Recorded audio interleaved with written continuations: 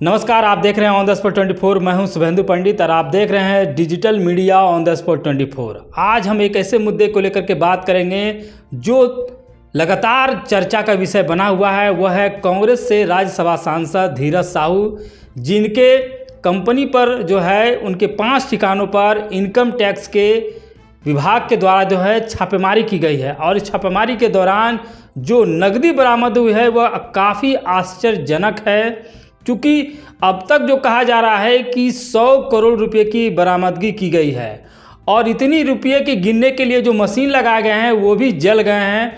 और उनके बाद जो है रुपये गिनने की मशीन को लेकर के जो है बड़ा मशीन मंगाया गया है, जिससे कि रुपये को गिना जा सके।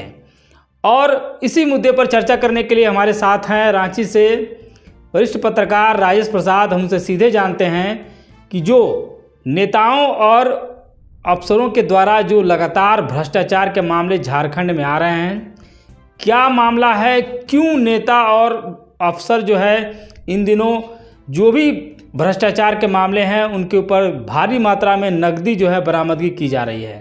तो राजेश जी, आपका स्वागत है ऑन द स्पॉट 24 पर। नमस्कार। ये बताइए कि जो कांग्रेस से राज्यसभा सांसद धीरज साहू, इनके 5 ठिकानों पर जो है इनकम टैक्स की छापेमारी की गई है और छापेमारी के दौरान जो है जितना नगद बरामद हुआ है और जो गिनने की मशीन लगाई गई थी वो भी जल गई। इतना भ्रष्टाचार झारखंड में हो रहा है, क्या कुछ कहना चाहेंगे और क्या मानते हैं कि भ्रष्टाचार के पीछे क्या कारण है? देखिए, भ्रष्टाचार जो है वो झारखंड में नहीं पूरे देश में है। और आए दिन आप देखते ही होंगे कि जिनके यहाँ छापामारी होती है वो 1000 2000 नहीं, लाख 2 लाख नहीं, करोड़ 2 करोड़ नहीं, 100 करोड़। आप सोच सकते हैं कि वो पैसा कहाँ से और कैसे जमा कर लेते हैं लोग। तो ये सब भ्रष्टाचार एक लोगों की जो मानसिकता है उस हिसाब से लोग इस तरीके कार्य करते हैं। आप देख लेते हैं कि झारखंड में आप पूजा सिंघल को आप ले लीजिए, एक IAS अधिकारी हैं। क्या ज़रूरत थी इतनी सारी पैसों को जमा करने की, लेकिन उन्होंने अब देखे उन जेल की हवा खा रहे हैं। और भी छवि रंजन जी हैं, उनको देख ली क्या स्थिति है। तो भ्रष्टाचार देश लेवल पे लोगों की एक मानसिकता बनी हुई है और भ्रष्टाचार एक ऐसी जड़ है जो देश को खोखला करती है। कहीं न कहीं वो पैसा जो जमा करते हैं किन्हीं का न किन्हीं का हिस्सा मार करके ही जमा करते हैं। आप जो बिजनेस से जुड़े हुए हैं, इतना पैसा कौन सा ऐसा बिजनेस में है जो इतना पैसा वो कमा सकते हैं। जो कि धीरज साहू का अभी फिलहाल में ले लिए 100 करोड़ जो मशीनें जल रही हैं उस भ्रष्टाचार के पैसे को गिनने में। तो आप सोच सकते हैं कि सांसद रह चुके व्यक्ति के पास 100 करोड़ रुपया अगर किसी को मिलता है तो कहीं न कहीं कोई योजना या कोई ऐसी विधि व्यवस्था जिस सरकार उन्होंने अनुमोदन करने के लिए जनता के हित के लिए पैसा दिया हो, कहीं न कहीं ये सारी मामला जो है उस भ्रष्टाचार से लिप्त है जो दूसरों के हक और अधिकार को मार करके उन्होंने जमा किया था। ऐसे तो उनको राज्यसभा सांसद से हटा ही देना चाहिए था। देश में लगातार जो देश के प्रधानमंत्री हैं, राज्य के मुख्यमंत्री हैं, वो कहते हैं कि हम जीरो टॉलरेंस भ्रष्टाचार की परिकल्पना को साकार करने वाले, लेकिन जो भ्रष्टाचार का कुबेर का खजाना मिलता है। 5 जगहों पर छापेमारी हुई थी बुधवार को, जहां उड़ीसा में 3 जगह और झारखंड में रांची और लोहरदगा, इन जगहों पर छापेमारी की गई इनकम टैक्स। और जो संपत्ति बरामद हुआ है, जो नगद बरामद हुआ है, वो काफ़ी देखने के बाद लोग भौचक्के रह गए हैं कि अलमीरा, जिस अलमारी में कपड़े रखने के लिए जगह होती है, उस अलमारी में नोटों के जो गड्डियाँ उनको सरियाया गया है। तो कैसा लगता है इस चीज़ को देख करके? देखिए, प्रधानमंत्री एक ही हैं हमारे देश में, और अगर वो कहते हैं कि जीरो टॉलरेंस, जो हम भ्रष्टाचार को जीरो पर ला देंगे, ये संभव नहीं है। क्योंकि राजनीतिक कुछ वादे अलग होते हैं और राजनीतिक जो कुर्सी पर सर्वोच्च जगह पर बैठे होते हैं उनका कुछ मान्यता होती है और कुछ बाध्यता होती हैं और राजनीतिक क्षेत्र में बोलने की छूट होती है। इसलिए उनका कहना कि जीरो हम भ्रष्टाचार करेंगे ये तो संभव नहीं है, लेकिन कुछ हद तक कम किया जा सकता है। क्योंकि प्रधानमंत्री एक ही हैं और प्रधानमंत्री खुद सब जगह पर नहीं जा पाएंगे। उसके लिए तो लेकिन कहने का मतलब है कि नेता बोलते हैं, लेकिन फिर भी जो है भ्रष्टाचार का जो इन दिनों बोलबाला है वो काफ़ी बढ़ गया है। ऐसा नहीं है कि प्रधानमंत्री बोले हैं भ्रष्टाचार कम हो गया। बीजेपी के जो शासित राज्य है वहाँ पर भी काफ़ी भ्रष्टाचार हुआ है और लोग जो है परेशान हैं। तो नेता और अधिकारियों को कार्रवाई करने के लिए सरकार के द्वारा दिया जाता है कि भ्रष्टाचार को रोके, लेकिन जो नेता बोलते हैं और जो अफसर कार्रवाई करते हैं वही लोग भ्रष्टाचार में लिप्त हो जाते हैं। क्या मानते हैं कि देश में लोकतंत्र की जो व्यवस्था है वो काफ़ी जो है एकदम कह सकते हैं कि नेता और जो अफसर हैं वो जो चलाने के लिए वो बने हैं वो इस मामले में जो है पूरी तरीके से लिप्त हो गए हैं। देखिए, वही तो मैं बता रहा हूँ कि राजनीतिक में बोलने के लिए बहुत कुछ होता है और बहुत कुछ वादे किए जाते हैं, लेकिन वो पूरा होता नहीं। आप प्रधानमंत्री का ही एक जुमला ले लीजिए कि सभी को 15-15 लाख मिलेंगे, क्या मिल पाया? किसी को नहीं मिल पाया। और वो खुद अमित शाह जी ये स्वीकार किए कि ये चुनावी जुमला था, उसको पकड़ के ना चले। तो वैसे ही ये भी व्यवस्था, जो सरकार की ऐसी विधि व्यवस्था जिसमें भ्रष्टाचार लिप्त हो। अब हमारे झारखंड में ले लीजिए, मुख्यमंत्री जो हमारे मुख्यमंत्री जी हैं उन्हीं पर भ्रष्टाचार का आरोप लगा। जिस देश की राजा जिस राज्य की जो सर्वोच्च पद पे बैठा हुआ व्यक्ति के ऊपर अगर भ्रष्टाचार का आरोप लगता है तो आप सोच सकते हैं कि भ्रष्टाचार मिटाने को बोल करके क्या देश को गुमराह नहीं किया जा रहा है। एक जी ऐसी बात जो किसी के मायने मतलब नहीं निकलते हैं कि हम खुद भ्रष्टाचार में लिप्त हैं और भ्रष्टाचार समाप्त करने। बीजेपी के ऐसे अधिकारी या ऐसे राजनेता नहीं है जिनके पास करोड़ों अरबों की पैसा नहीं है, उनके पास भी है, लेकिन भ्रष्टाचार है तो भाई मुंह कैसे खोलेंगे।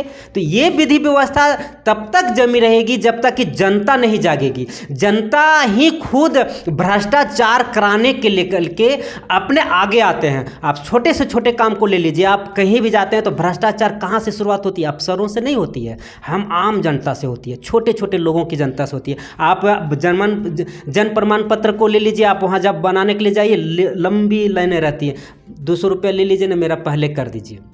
आप नहीं देंगे, आप वेट कीजिए, लेकिन नहीं, जल्दबाजी है। तो भ्रष्टाचार तो हम लोग जैसे लोग स्टार्ट कर रहे हैं। तो इस सरकार या जो सिस्टम है सरकार की वो दोषीवार नहीं है, जनता दोषीवार है, हम लोग जैसे लोग दोषीवार हैं। कैसे इस भ्रष्टाचार को रोका जाए? क्योंकि जिस प्रकार से नेता अपने घर में अघोषित बैंक खोले हुए हैं, वो कह सकते हैं कि जो 30 अलमारी है, जो 5 ठिकानों पर इनकम टैक्स का जो छापेमारी की गई है, तो 5 अलमारी तो लगभग झारखंड में है। इनकम टैक्स का जो बयान आया है उसमें कहा गया है कि 30 अलमारी ऐसे हैं जहां पर कि रुपये को गड्डी में सजा सजा करके रखा गया है। तो इतना बड़ा जो खजाना मिला है और देश में कह सकते हैं कि यह जो तीसरी सबसे बड़ी बरामदगी है नगद के मामले में। तो क्या लगता है कि नेता इस देश को खोखला करने में लगे हुए हैं? देखिए, हमारे समझ में भ्रष्टाचार तभी रुकेगा, विधायक हो, वार्ड पार्षद से। हमारी कहना है कि वार्ड पार्षद से लेकर के प्रधानमंत्री तक जब भी वो इलेक्शन में आए, चुली के इलेक्शन सिस्टम से ये लोग आते हैं, तो जब भी आए तो इनका एक फॉर्म बनाया जाए और सारी संपत्तियों का विवरणी एकदम छोटे से छोटे बातों पर ध्यान रखा जाए। और जब इसका कार्यकाल समाप्त होता है तब उनका एक विवरणी फिर तैयार किया जाए। शुरू में तो निर्वाचन जो प्रक्रिया आरंभ होती है उसमें तो अपना डिक्लेरेशन जो इनकम टैक्स का वो डालते ही है कि हमारे पास कितनी संपत्ति है, कितना जो है चल अचल संपत्ति, उसके बारे में तो देते ही है। तो देते हैं, ठीक बात है। उसके बाद जो कार्यकाल समाप्त होता है उसके बाद तो कोई पूछने वाला नहीं है कि आपकी कितना सैलरी थी, आपने कितना कमाया है, कितना आपकी विधि व्यवस्था से आपको प्राप्त हुआ, वो तो फिर दिखने वाला तो है नहीं। आप धीरज साहू को ही आप ले लीजिए, सांसद थे ना, उनकी सैलरी होगी, उनकी बिजनेस होगी। तो ये खंगालने की जरूरत है। हम भ्रष्टाचार को समाप्त या कम करने की हम बात कर रहे हैं। जब भी अगर वो अपना विवरणी देते हैं चुनाव के समय में, वो लास्ट होने के बाद 5 साल के बाद उनको भी एक बार खंगालना चाहिए कि आपकी संपत्ति में कितनी वृद्धि हुई। स्पष्ट रूप से अगर ये एक बार अगर हो जाए तो समझ लीजिए कि भ्रष्टाचार 75% लोग डाउन कर देंगे, क्योंकि उनको भय रहेगा कि यदि अगर हम 5 साल के बाद हमारी संपत्ति के फिर से आंकलन किया जाएगा तो बढ़ी है कैसे, ये हमको जवाब देना होगा। और उनके पास जवाब नहीं होगा तो वो संपत्ति सरकार को फिर वापस जाएगी। इस तरीके से अगर किया जाए, स्टार्टिंग किया जाए, तो भ्रष्टाचार एकदम श्योर ही जीरो टॉलरेंस, जीरो जगह पर पहुंच जाएगा और भ्रष्टाचार करने में लोग डरेंगे। अब जो इनकम टैक्स की छापेमारी चल रही है, अब तक 48 घंटे हो चुके हैं और अभी भी कहा जा रहा है कि इनकम टैक्स के जो अधिकारी है वो जांच में जुटे हैं और रुपये की जो गिनने की जो मशीन लगाई गई है उससे रुपये को गिना जा रहा है। क्या मानते हैं कि झारखंड में ही इस प्रकार की घटनाएं क्यों सामने आती है? कहीं पूजा सिंघल के यहाँ 19 करोड़ बरामदी होती है, कहीं 10 करोड़ बरामदी होती है, कहीं मतलब जो है 5 करोड़ बरामदी होती है, और अभी जो बरामद हुआ है ये झारखंड के इतिहास में सबसे बड़ा नगद का मामला लगता है कि है, क्योंकि अब तक जो है 100 करोड़ रुपए की बरामदी जो है नगद के रूप में नहीं हुई थी। तो इसके पीछे जो कारण है, आखिर धीरज साहू के पास इतना पैसा नगद के रूप में आया कहाँ से? इस पर क्या कुछ कहना चाहेंगे? देखिए, झारखंड ही भ्रष्टाचार में लिप्त है ऐसा कहना उचित नहीं है, क्योंकि पूरे देश में आपको यूपी में भी होगा कि बाथरूम में पाइप में आपको मिला था 20 करोड़ रुपया। इस तरीके से बहुत शहर के अलग अलग शहरों में इस तरह की छापेमारी होती है जहां सूचना मिलती है। तो झारखंड ही भ्रष्टाचार में लिप्त है ऐसा नहीं है, लेकिन हाँ कुछ हद तक अभी कुछ दिनों के अंतराल में आपको छवि रंजन है, पूजा सिंघल है, अभी सांसद धीरज साहू है, और ऐसे कई ऐसे नेता हैं जिनका अगर आप खंगालेंगे या इनकम टैक्स अगर उनको खंगालेगी उनकी संपत्तियों को, तो जब नेता में स्टार्ट किए थे और अब तक की जो कहानी अगर खंगाला जाए तो अरबों करोड़ों का ऐसी संपत्तियां अवैध पाई जाएगी जो भ्रष्टाचार का एक जन्मदाता के रूप में स्वीकार करना होगा। तो ऐसा नहीं है कि झारखंड ही इस मामले में आगे है, बहुत सारे ऐसे राज्य हैं। अभी जो बरामदगी हुई है ये जो रुपया है ये किसका है? ये धीरज साहू कहाँ से पैसा लिए हैं? इसका कुछ जानकारी है आपके पास? नहीं, देखिए अभी कुछ हमारे एक संपर्क अधिकारी से संपर्क हुई थी, तो उन्होंने बताया था, क्योंकि हमने सीधा सा सवाल किया कि धीरज साहू के यहाँ इतनी सारी नोटें, तो उन्होंने स्पष्ट जवाब दिया कि नहीं, उनका बिजनेस और उनका पसीने से कमाया हुआ कमाई है। हम मान लिए ठीक है, पैसे से कमाया हुआ, पसीने से कमाया हुआ पैसा है, तो वो पैसा अगर आप बैंक में रखते तो आज तो ये स्थिति नहीं होती। तो टैक्स चोरी करना हमारे देश के विकास के रुकावट का एक बहुत बड़ा अपराध माना जाता है। अगर आप उतना पैसा अगर बैंक में आप रखे होते तो आज टैक्स जो देते, उस टैक्स के सरकार तो रिबेट भी देती है टैक्स के, अगर ज़्यादा आप टैक्स दे रहे हैं तो आप रिबेट भी लीजिए और उसका कम भरिए। लेकिन नहीं, आप उतना पैसा आप अपने घर में रखे हुए हैं, तो सोच सकते हैं कि उतना पैसा अगर मार्केट में होता तो कितना विकास होता और कितने लोग खुशहाल होते। इसे तो कड़ी से कड़ी सजा मिलनी चाहिए इस तरीके के मामले को लेकर के। दूसरा सबसे महत्वपूर्ण बिंदु है कि जो भी भ्रष्टाचार के जो रुपये हैं उनको बनाने में कितना साल लोगों को लग जाता है। नेता जो है जड़ को जो है नेता जो है अपने तरीके से जो है भ्रष्टाचार के जड़ को बढ़ावा देते हैं। इसमें प्रशासनिक पदाधिकारी से लेकर के लोकल लेवल के जो मतलब जो है नेता होते हैं, जो पदाधिकारी होते हैं, उनकी भी मिली भगत होती है और सब मिल कर के जो है ये भ्रष्टाचार का जो अंबार है वो खड़ा करते हैं। तो वर्तमान स्थिति में भ्रष्टाचार एक बहुत बड़ी समस्या है। इस समस्या का निदान क्या हो सकता है वर्तमान स्थिति में?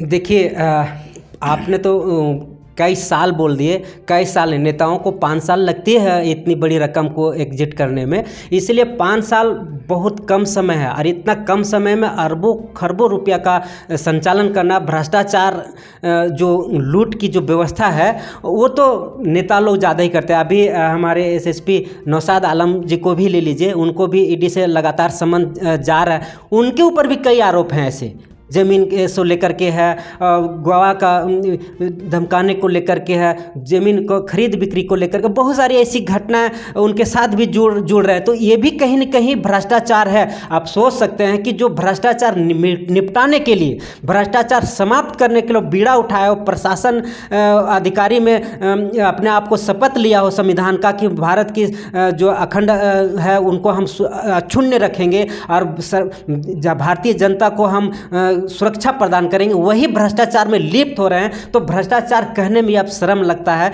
कि हमारे यहाँ या हमारे देश में जो भ्रष्टाचार या सुरक्षा की जो माहौल है वो हमें मिल पाएगा। ऐसी कहीं कोई घटना अगर होती है तो आप प्रशासन में चल जाएंगे तो आपसे लिखने तक नहीं देता है लोग और ना ही एक्शन लेता है, लेकिन वही कुछ अपने के ऊपर आ जाता है तो आनन फानन में इसको उसको फ़ोन करना चालू कर देते हैं। तो भ्रष्टाचार मिट नहीं सकता है। वही है कि यदि भ्रष्टाचार, हमने पहले भी बताया कि अभी फिर मैं बताता हूँ कि भ्रष्टाचार कोई चाहिए IAS ऑफिसर हो या फिर एक अदना सा सिपाही हो, आप उसका रिटायरमेंट तक, अगर सरकारी नौकरी में है तो उसका रिटायरमेंट तक, शुरू से जब तक से वो जॉब किया है और रिटायर हो रहा है वहाँ तक का उनका अगर छानबीन किया जाए तो शुद्ध 22 कैरेट सोने की तरह शुद्धता उनके ऊपर लाग 24 कैरेट जो सोने की शुद्धता मानक दंड है वो निकल के आता है। उसी तरीके से वो भी नहीं कर पाएगा भ्रष्टाचारी या इस तरह का स्कैंडल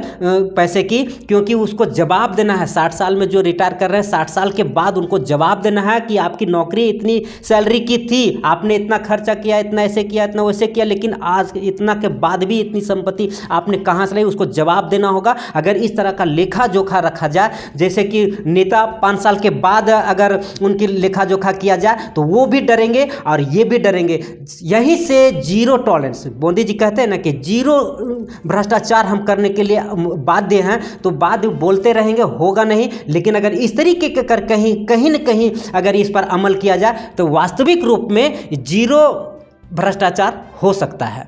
चलिए, ये थे राजेश जी जो रांची के वरिष्ठ पत्रकार हैं, और अभी वर्तमान में जो आईटी का जो छापा पड़ा है इनकम टैक्स का, कांग्रेस से राज्यसभा सांसद हैं धीरज साहू, उनके 5 ठिकानों पर जो छापेमारी की गई है। और अभी भी जो है नोटों की गिनती जो है जारी है। कहा जा रहा है कि 48 घंटे बीत गए हैं, लेकिन अभी भी इनकम टैक्स के अधिकारी जो है जिन जिन जगहों पर छापेमारी की गई है वहाँ पर डटे हुए हैं, और लगातार जो है भ्रष्टाचार के जो परत दर परत है वो खुलती जा रही है। इससे पता चल रहा है कि देश में नेता और अफसर कितना जो है संविधान के जो शपथ लेते हैं उनको पूरा कर पाते हैं, क्योंकि वर्तमान में जो देखा जा रहा है कि नेता और अफसरों के पास ही जो है भ्रष्टाचार के कुबेर के खजाने जो है निकल रहे हैं, और इन कुबेर के खजाना जो है वो जनता की गाड़ी कमाई है, और जनता के कह सकते हैं कि जनता के जो लिए जो खजाना है उसको चूस करके जो है अपने पास रखा है। और यही चीज़ जो है भारत में सबसे ज़्यादा हो रही है, जहां पर जनता को जो मिलना चाहिए वो मिल नहीं पाता है, और नेता और अफसर जो है इन पैसों को जो है अपने पास भ्रष्टाचार की जड़ें जमा करके रखते हैं। और आज पूरी दुनिया में कह सकते हैं कि देश में कह सकते हैं कि इस प्रकार की लगातार जो खबरें आते रहती है। तो आप देख रहे हैं ऑन द स्पॉट 24। आप इस प्रकार की खबरों को देखने के लिए ऑन द स्पॉट 24 चैनल को लाइक करें, सब्सक्राइब करें। धन्यवाद।